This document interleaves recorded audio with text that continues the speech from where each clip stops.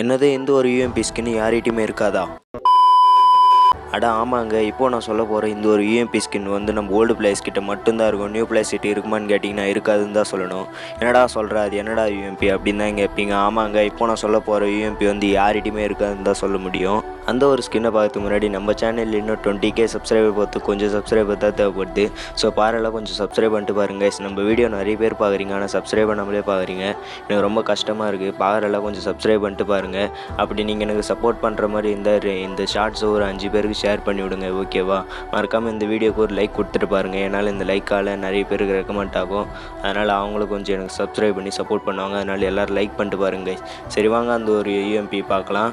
அந்த யூஎம்பி யாராச்சும் வச்சுட்டு இருந்தீங்கன்னா மறக்காமல் இந்த இமோஜி மட்டும் கமெண்ட் பண்ணிட்டு போங்க. எவ்வளோ பேர்கிட்ட இருக்குன்னு நானும் பார்த்து தெரிஞ்சுக்கிறேன்.